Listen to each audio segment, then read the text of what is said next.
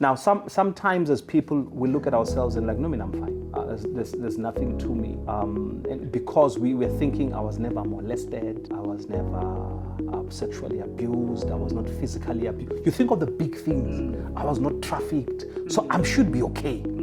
And yet there are many things in life that we find ourselves recovering from. For me, part of the budget, there must be money that's allocated to me to blow, you know? Just to spend. Yeah, and not account for it. And not account. And so you can't quite expect that the people who had fallen short of the glory of God did an excellent job. They did the best they could under the circumstances, based on the information they had. So you can't even blame them a lot, you know, because now when we try to blame our parents, guess what happens? We realize later on that we've messed up our kids, and then we wish they could forgive us because we have to forgive our parents. Hello friends, welcome back. Thank you for joining us once again. This is an exciting one for me, an inaugural session. It feels like the beginning one, because this is our first kind of discussion on the channel. I've got Pastor Mandla, Lupondwana. This man has contributed greatly to my life. When we were going to get married, we went for premarital counseling. And that was 17 years ago. It's a long time. That was 17 years ago when we went for premarital counseling. 15 years in, it is evidence that at least he definitely taught us something that works. So for those that didn't work out, it's not on you. That's good news. For those that didn't work out. So in this session, so this is a man who has also invested in his own ministry as well, that he took care of couples for many, many years. He would host annual couple sessions together with his beautiful wife, Avia, yes, and hosting us as couples, and we would attend, taking us to nice, beautiful places. The first time we went to Sun City, they did us the favor, and we joined that couples session, and we're at Sun City, and we enjoyed those sessions. So a man really with the love and passion for families, relationships, and people, as just as an underlying passion of interest that comes from him. Everything that he does, anything related to people, that's him. And this is Pastor Mandla, Lupondwana. Fundis, welcome. Thank you for making time to be with us. Thank you very much for inviting me to the channel. I hope it grows to become a big channel, you know, and becomes everything you want out of it and more, that is able to touch people's lives and improve them. So let's pray that God blesses it. Yeah, thank you very much. Through it. No, thank you very much. So there you have it. Those who have not subscribed, please, that's it. Let's subscribe. Subscribe and let's make this work. And like, ne? Like, comment, share, all of those things. Yes. All of those things. But yeah, let's get into it, Mfundis. I think right on the theme, relationships that heal. For me, I think when I was thinking of what we could do for Feb, and I thought, let's have because really the month of Feb, the interest was really, okay, generally, this is the month people are looking for relationship content. Very much, it spikes in this month in particular. Same way in January, people look for resolution and personal development content.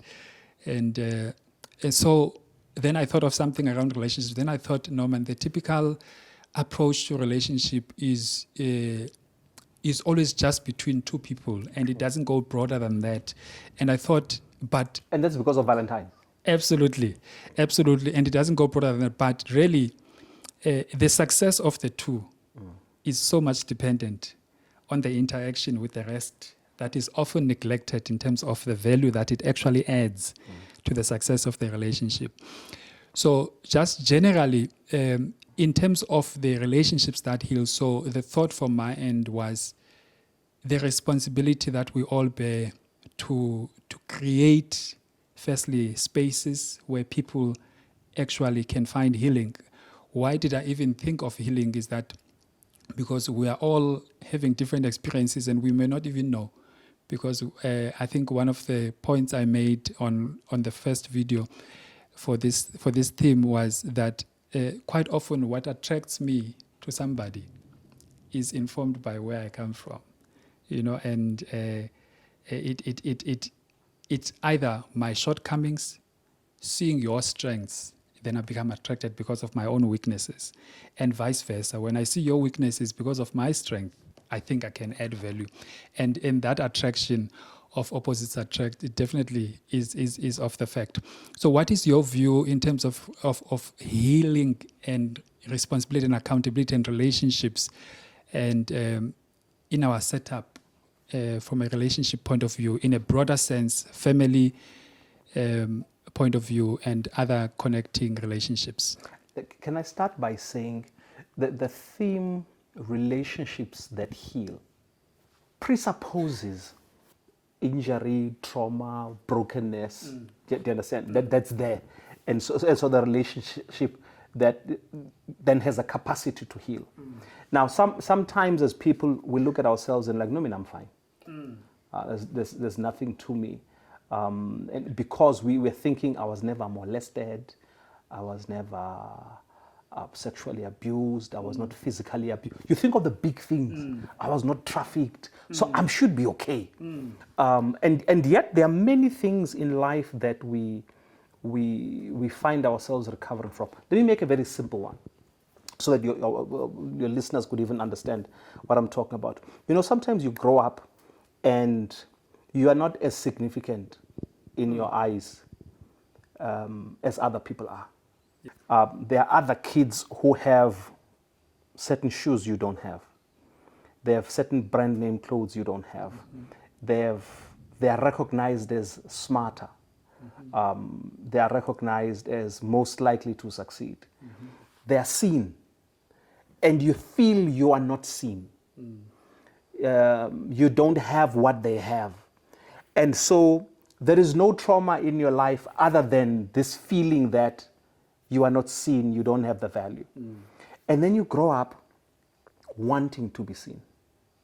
Then you become an adult who wants to spend money on brand name clothing, you want to be seen. And there's this thing you have, you wish the people who did not think you were significant then could see you now, and acknowledge you are someone, you are it. Yeah. You now have it.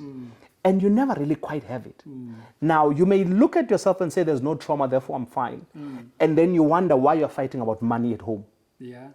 It's because of that thing. Yeah. No one beat you up, no one raped you, no one molested you, nothing. It's just that you have this thing that you still need to recover from. This need to be seen, to be recognized that you have. Yeah. On a lighter note, don't forget your role of that there. On a lighter note, even when we talk about money at home, Yes. in my family, between me and Nandi, and for me, part of the budget, there must be money that's allocated to me to blow, Just to spend. Yeah, And not account for it. and not account for this one. Guilt-free. Guilt-free. Yeah. And really it speaks to what you are actually saying, because there are certain things that are just terrible vulnerabilities that I come with. If I don't have that freedom to just enjoy and spoil myself on one or two things that are spontaneous, I have this budget on me that I can spend on whatever. I walk in and I come up and I come back, I come out and I come back with it, In other families, I know it's usually the women that do these things, but here... Well, it's not really. You know what? Women get a bad rep because they flaunt their spending. Men do it undercover. but we do have those needs that we meet. Now, the point I'm raising there is that when we talk about relationships that heal, we talk about a relationship where that need for you to blow is somewhat accommodated, but in a sustainable way, such that you are able to comfortably deal with that while at the same time not being destructive. Absolutely. So we all have something that makes us want to address something from where we come from, something that it's either in upbringing, our childhood. We wanted to deal with it, things we aspired to, things we wished for, things we suffered, things we're trying to make up for. And so biblically we say there's a text in Romans that says all have sinned and fallen short of the glory of God. 3:23. And so when Paul says all have sinned and fallen short of the glory of God, it means that the people who raised you had fallen short of the glory of God. Wow. The people who raised them. And so you can't quite expect that the people who had fallen short of the glory of God did an excellent job. They did the best they could under the circumstances, based on the information they had. So you can't even blame them a lot, because now when we try to blame our parents, guess what happens? We realize later on that we've messed up our kids, and then we wish they could forgive us because we have to forgive our parents. Wow. So they did the best that they could, but the best they could was not perfect. So you come out of their hands.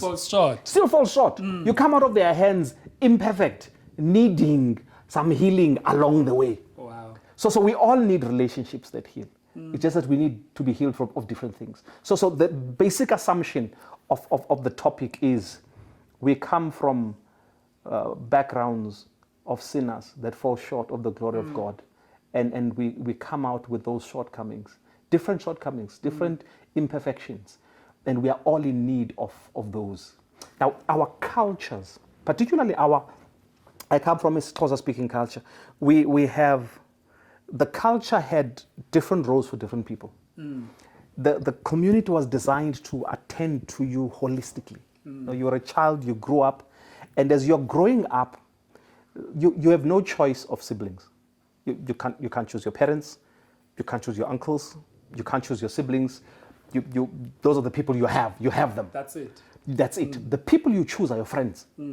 And so when you were growing up, there wasn't really an expectation that your siblings are going to be your friends. Yeah. You were going to choose friends. You were going to choose people who you felt comfortable with. You were going to choose people you were going to relate with at your level, people who are going to meet your needs. But your family members played different roles. Your bigger brother would be there to protect you, to show you what you do and, rough you up a little bit. But there was no expectation that you were going to be friends with your big brother. There was no such expectation. But then different family members played different roles. People from your father's side were disciplinarians. They were the people who were always trying to correct, always trying to put you in the straight and narrow. You were not always close to people from your father's side, but people keep you in check. They were there to keep you in check, and that was their role. That was their role. That was their role. You represented them. You carried their name. You carried this to Gosabo. You're part of them, and they didn't want you to embarrass them. People from your mother's side, man, those are the people who spoiled you rotten. We even have a phrase that you understand? You a sense that you think this is your uncle's place. Yeah. Why? Because at your uncle's place, when you did whatever. It's like you had a license to be lazy, license to do whatever.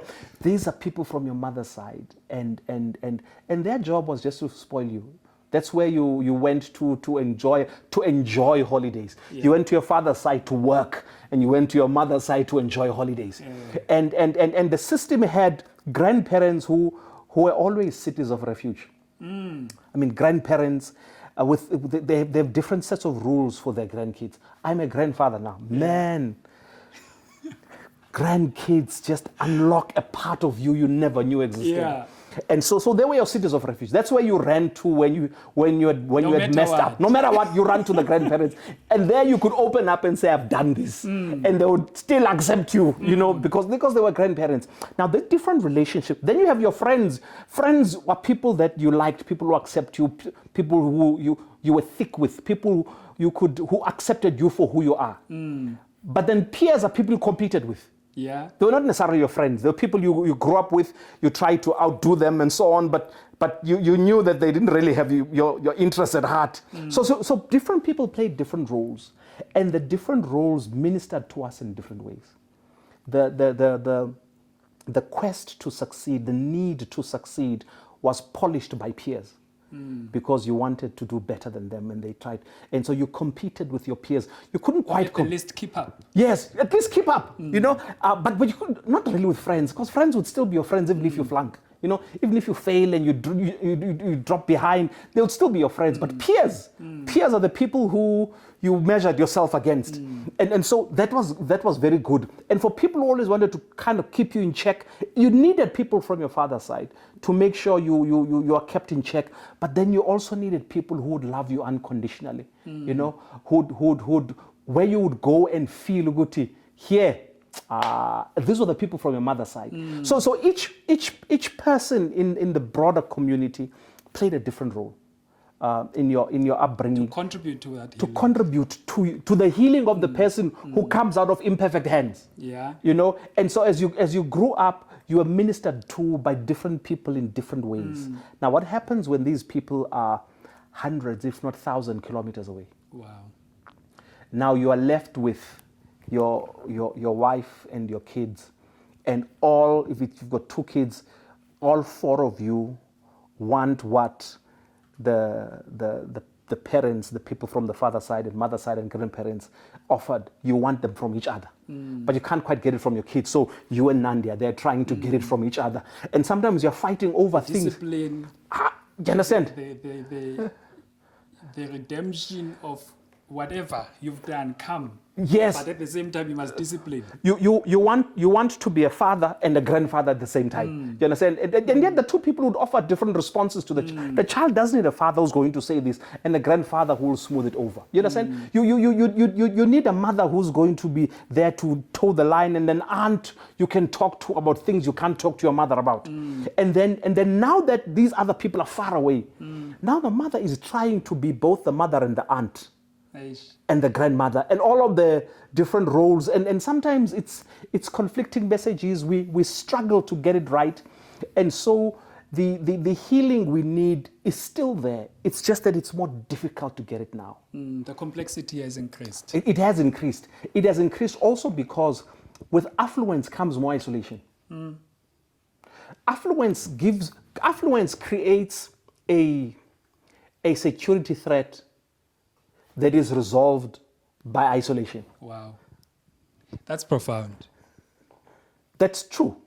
You need safety, and with safety you need distance and boundaries for safety. But in the process, you kind of have to forego. Protect yourself. And so put boundaries, put walls up, put a gate. Yes, you do, and you need the gate. You need the gate. Then you need other relationships that are now going to heal. This is where church comes in. People will be part of certain clubs. You now have to join spaces where you could get what used to be free. That's interesting what you're saying, because actually, I think what is probably actually attractive with sin is a sense of belonging. Yes. Because people who drink together, they say there are no people who are more loyal than people who drink. Yes. Yeah? Yes. Because no matter what, they still can embrace each other. Also because what brings them together is not your conduct. It's the booze. It's like when people people are singing together. Once you're part of a choir, what brings you together is singing. And they're not too keen, not that interested in your marital status and whether your car is working. No qualifiers. No, it's just sing. Can you sing? Yes. If you can sing, then we sing. But people who drink, they're just there for drinking. And because of that, they are able to come and accept anybody who's going to come and drink. Yeah, so that's it. And so people feel like they belong. But there's a show that was on when I was growing up. Cheers. It was set in a bar. But the key thing about the show was the jingle. When the intro song, it says, you want to go where everybody knows your name. Yeah. We all want that. You all want a space where you walk in and people light up because they know you. Hey, Ayanda. Hey, no much. And you feel, yeah. And from the time you move from your car to the door of the church, the fact that you've greeted 6 people, you may not realize there's a sense of fulfillment. It's part of the reason you came.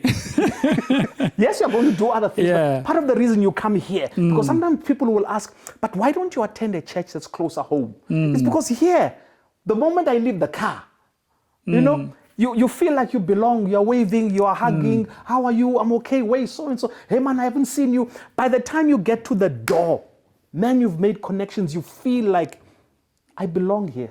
This is my space. Yeah, this is why I was coming to the point of the attraction of sin and the sense of association, because then if you don't have all of those things from the family side, Yes. and then you have this one space You get it there. that is extremely attractive, and there you are valued without qualifiers, then suddenly you feel like, I belong here. They all have qualifiers. Okay. There you must drink. If you join a gang, what do gangs offer? Yeah. People always wonder, what's so appealing about gangs? I mean, it's crime. Gangs give you a sense of belonging. You become part of something. You feel that here, these are my people. Of course, you're going to need to do things to join. You're going to need crime to join and to stay. You will need to commit crime. You need to do things you may not want to do in order to stay. So almost every space where you're going to belong, you now have to pay a certain price to join. To come in. If it's church, you'll probably get baptized and so on. If it's drinking, you'll be there. I mean, people who don't drink are not really going to find space there. Not that they're going to chase you away. They'll always offer you, Yes. always offer you, open to recruitment. That's kind of their evangelism. But the thing is, we want to have those relationships where we feel like we belong. Relationships where we feel we can be ourselves. Not even necessarily always ourselves, but we can feel accepted. And if With all the shortcomings. Ideally with all the shortcomings, but we don't always get to be accepted with all the shortcomings, and so we will settle for acceptance, even if you're going to accept a certain version of me. And so you are able to come to church and present a certain version, and we accept that version, and you hide other aspects because you're afraid that if we discover them, we will reject you. So you hide certain aspects because you want us to accept this. So acceptance is important. Sometimes we would love to be accepted without qualifiers. We would love that, but we don't always get it. And we don't always have the courage to expose who we are and see who will accept. But don't we need that space, though? Yes, we do. Where we can just go and be naked, Yes, we do. and just, it doesn't matter what, I can always come to this person and I can always share to say, look, this is what is happening, and that grandparent space, who will, when they see you running, they first put you inside, close the door, and then ask what happened. Yes. In fact, after closing the door, they address the people outside to say, no, this Chase is my them house. away, yes. Yeah. Then they come back, what happened? And they sit you down. They feed you first. Yeah. So don't we all need that space? We do. We all need it. But the question is the cost of finding it, because we need that, and we find it in people. And so you look for different people. We try this person, we open up. They use what we shared with them against us. We decide no. We try somebody else, yes. Now, after I've tried a few people, you may decide, you know what, I'm not doing this anymore. So as much as we may want it, sometimes we forego it because we have not found someone or some people who we can open up and remain safe, because what we said will not be used against us. What we have opened up about will not be a cause for our own rejection. So we sometimes can live without having that space because we realize, well, no one's going to accept me completely for who I am. And people tend to take two extremes. And I think I've seen, especially in the age that we live in now, that people tend, if they do not find it with people, then they would be like, okay, this is what is happening in my life. I'll do it by myself before you. And they set up phone, lights on, Facebook, and they say, this is what is happening in my life. This is where I came from. This is what I struggled with, and all of that. And I always feel that I think that's one extreme, because there are certain vulnerabilities that I think they belong with you as an individual, where no matter how much you can open up vulnerably to the public, people who do not genuinely bear value in terms of seeing you get better. As an example, like you say, some people will then end up using that against you. So I think there is a complexity of the balance, because then that's the one extreme. You go to the public, people then open up and they have very sensitive testimonies. The other extreme is then people then deciding not ever again. I'm not sharing. I'm gonna close up, and then issues of depression, issues of anxiety may be coming in whenever those thoughts come with a person. How do we balance? Because the very essence of a space where a person can heal is actually to get to the cause. Because quite often we leave addressing effects and never getting to the cause of our issues. The one extreme of you're talking about, of people going to social media and they just open up. You may sometimes wonder what's the appeal. Part of the appeal is that social media can be very supportive.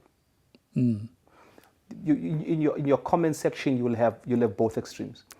So you'll find someone is gonna go on live and tell their story, and the comment section will have both people are going to criticize and those who are going to be extremely supportive, and they dismiss this. And even if you read sometimes and you find that someone who's criticizing you, before you even respond, somebody else takes them to task. Yeah. And you feel you've got people. And settles the score. Yeah, you've got people in your corner. So it can be very supportive. As a result, it does play a role, but of course it can turn into something else. But it does provide that sense of I've opened up, I've spoken. It does provide that relief, and in the process, people can be supportive. People can come up with very good suggestions on what to do next.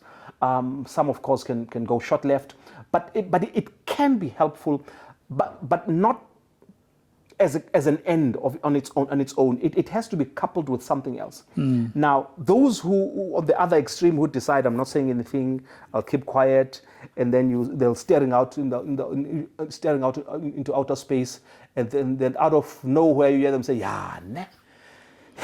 What happened?" It's just that things are happening in their mind. Both of them essentially need someone to talk to. By someone to talk to, they need someone they can feel safe to open up and share their most painful experiences and not feel belittled, and the other person takes them seriously, and the other person doesn't make them feel less than because of what they went through. Their fears, their challenges. They just need someone to talk to. We all need that person in life. And when you can't get them for free from relationships, you pay for them and you get them professionally. Now, with all these complexities in terms of the prospects of our civilization, and that we end up being far from the traditional community setup that we grew up in. Our children are definitely not exposed to that. How do we then deal with those needs? Because they've not gone away. No, the needs are still there. The needs are still there, and the complexity of the shortage of resources to meet all of those needs, and then the availability now of this public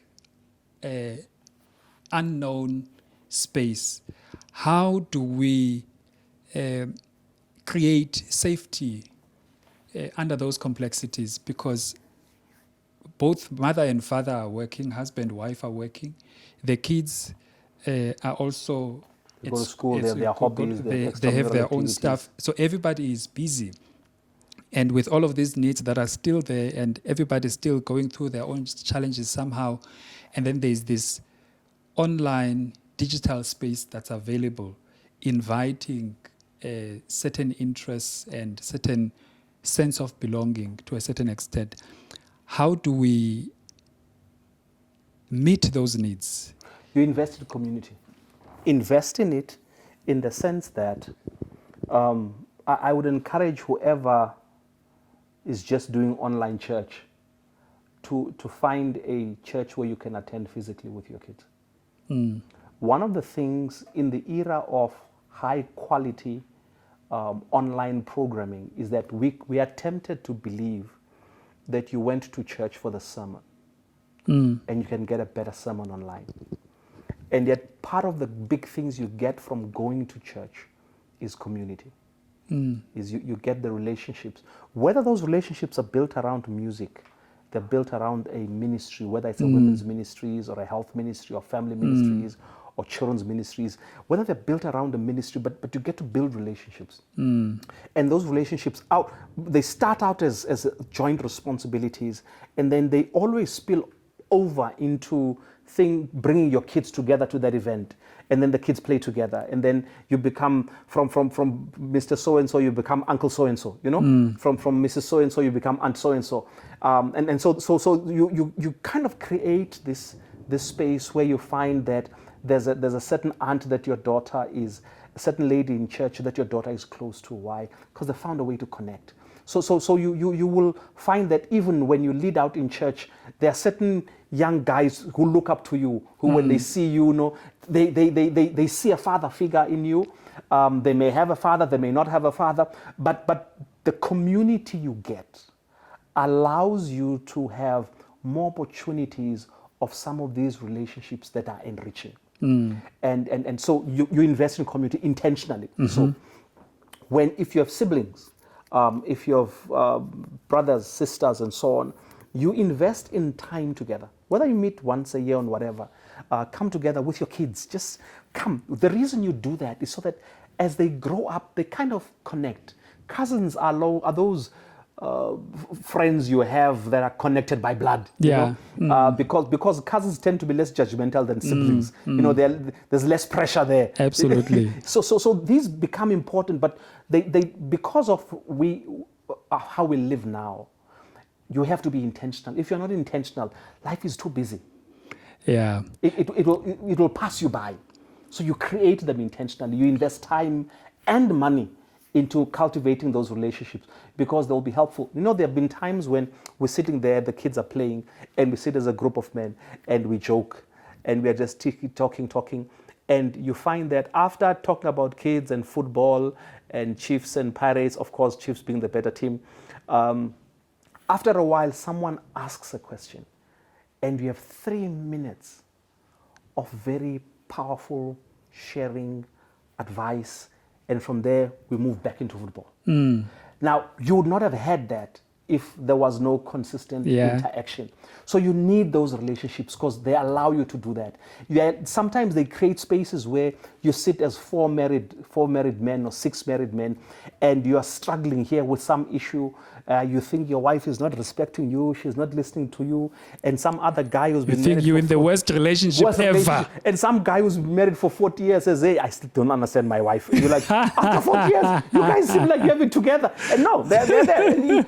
That space itself is healing. You go home and you feel, so I'm not alone. Yeah. I'm not alone. So those spaces where you can have community, invest in it because they can be healing. But most importantly, understand that what you're looking for someone you can talk to and feel safe before you talk to them and after you talk to them. Man, that's what we want in life. If you can get that, God is good to you. Yeah, I think perhaps while you think of some remarks for closing this episode so that we can move on to the next one, is what I'm thinking is, I think also the understanding of oneself in terms of personality makeup, because you get extroverted, you get introverted, you get intuitive, you get observant people.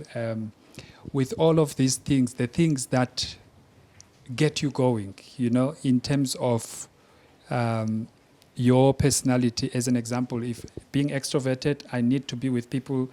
For instance, my personality test says I'm 67% extroverted. So 67% of my time, I must engage like this, with somebody, then I'm energized. And another person could have that vice versa, 67% introverted, meaning 33% of their time they need to be with people, and 67% of their time, at least theoretically, they need some solitude, in order for them to energize and stuff like that. So how do we, in creating that sense of belonging and intentional community that you create, because we are different personalities, people, some of us are happy when we are with people, we are in the top of the world. And other people, when they are with people, it must be limited. It cannot be forever, because that's the discharge time for them. How do we balance that? Because then also, you would also, even with the misunderstanding of personalities in our cultures, even Nabantu Badala who forever want to be in the face of umakoti, they would say, hey, this makoti is not kind, She does. Yet she's an introvert. She needs her time, Right. She comes out, she does what she needs to do, and she's happy to do what she's doing, and she goes and have her time, So how do we accommodate all of that while creating these communities? When you started out, you said it's good to know yourself. One of the things we have to do, because if you don't, you miss out on a lot, is invest in knowing yourself better, to understand yourself better. You spoke of personality tests. Read up on these things. Take the test. Most of these things are free online. They will give you a better insight into who you are. And that better insight into who you are also helps you to understand the people around you. So invest in knowing yourself. When people talk, sometimes people will be interviewed and they'll say, I did some work on myself, and it ends there. And you wonder, what was the work? Yeah. And they'll say, no, it helped me because I've now discovered. And you're like, hey man, if I could know this work you did on yourself. Part of it is understanding themselves better. And if you're unable to do it on your own, which may be a tricky business, especially if you're not trained in that space, then you get the resources.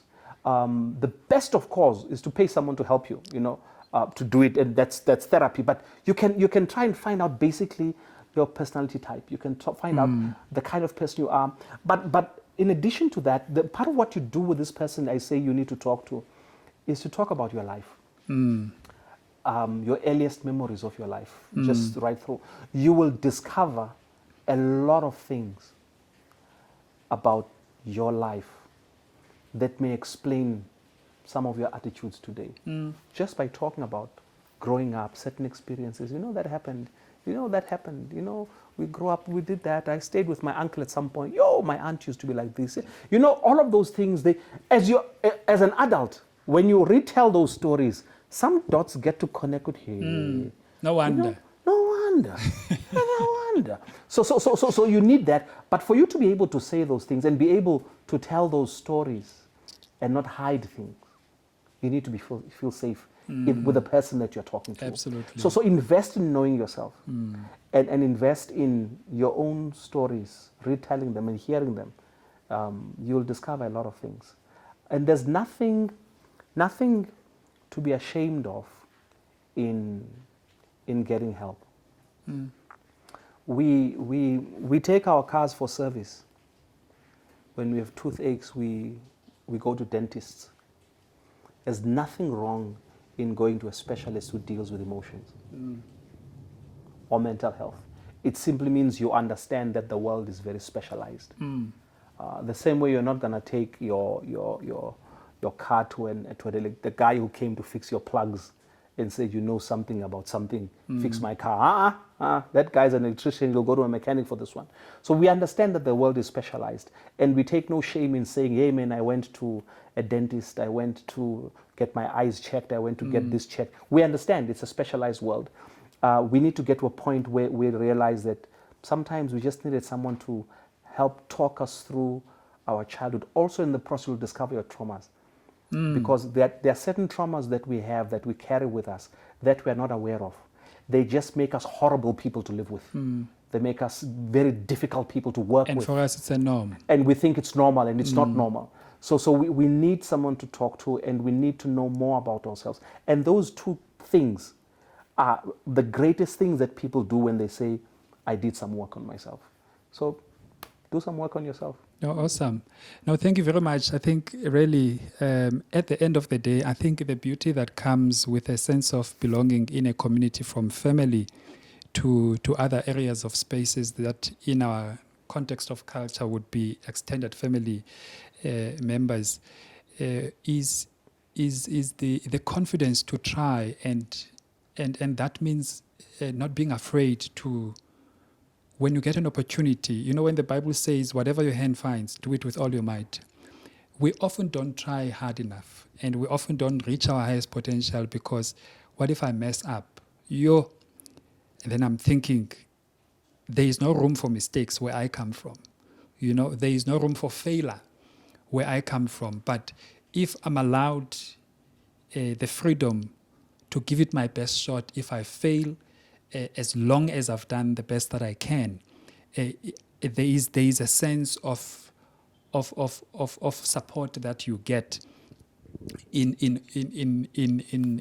living out your life and your potential. I think that space, because if then it's not there, which is why then people end up having escapism into alcohol, drugs, A very risky behavior. a lot of things that then people do because they can just go all out, and if they make a mistake, there's a sense of belonging in a wrong sense, yes, but hence the reason I keep going back to that is because the very attraction of sin is the sense of being accepted. When you've fallen, someone is there to say, hey, listen, even though they know because we fall together, you know, and we carry on together. So that sense of being accommodated, being supported, being tolerated, being given the opportunity to try, and once you've failed, you can try again. You get given the support as long as there's sincerity in what you do. So I think the approach you took in terms of the traditional family community setup that we're used to and the role that it used to play and the complexities that we face today, I think that was really quite profound. Thank you for that. Do you have any closing remarks maybe? Yes. I would say to whoever is watching us today, we all need to feel like we belong. And one of the things you can do for your spouse, children, siblings, extended family members is help create the space where they feel like they belong. Two things. When we were promoting ways of using your spiritual gifts to reach out, one of the things we noticed was that people were afraid to fail. And so we decided that we are going to articulate an attitude towards failure. And whenever we promoted it, we said, this is our official attitude as the leadership of the church to failure. If you try something and you fail, you've discovered something that doesn't work. Wow. So go and discover things that work. In the process, you'll discover many that don't work. So you don't stop, you don't prevent yourself from trying something because it could fail. It could. If it does, now we know for sure it doesn't work. Then you try something else. So I would say to parents, formulate an attitude towards failure and communicate it to your kids. As a propellant. So that they know, look, everyone fails. And sometimes when you fail, you discover something that doesn't work. I had the advantage when I became a union youth director, and I was working with conference directors, that when I spoke to them, my failures came in handy. Because when someone was depressed because something had gone wrong, and I said, let me tell you what happened to me, and they listen, they're like, yeah, no, your situation was bad. Then I realized, in my role, even my failures come in handy. So come up with your attitude towards failure and communicate it to your kids so that they're not afraid to fail. That's number one. Number two, if you're ever going to communicate something powerful to your kids is, whatever happens in life, come home. When things go terribly wrong, come home. That's nice to hear, but that is deep. It is. I had the advantage when we were kids. my father died when I was in primary school. So when I went to boarding school in high school, this is what my mother said, and it's because her father had said it to them as kids, that whatever happens, Come home. come home.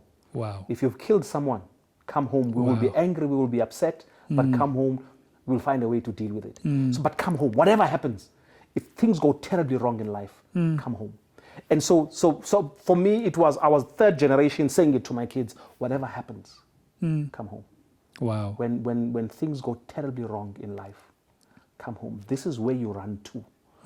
So when you've messed up royally, you've messed up in spectacular fashion. You know, we're actually probably a first generation to live with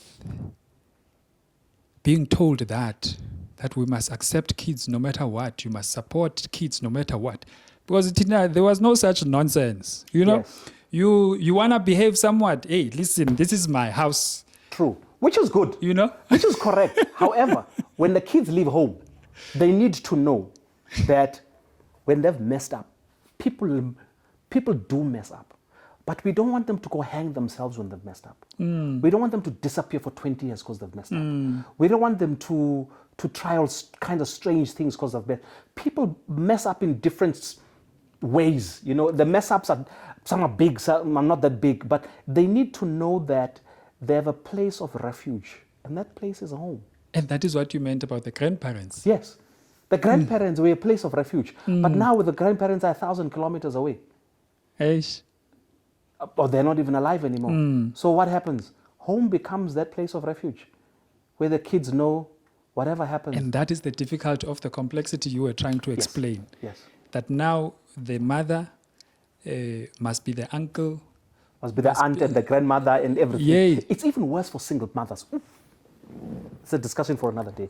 It's the kind of roles they try to play to fill in all kinds of gaps. It's almost an impossible task. But God is there. He finds ways of helping us.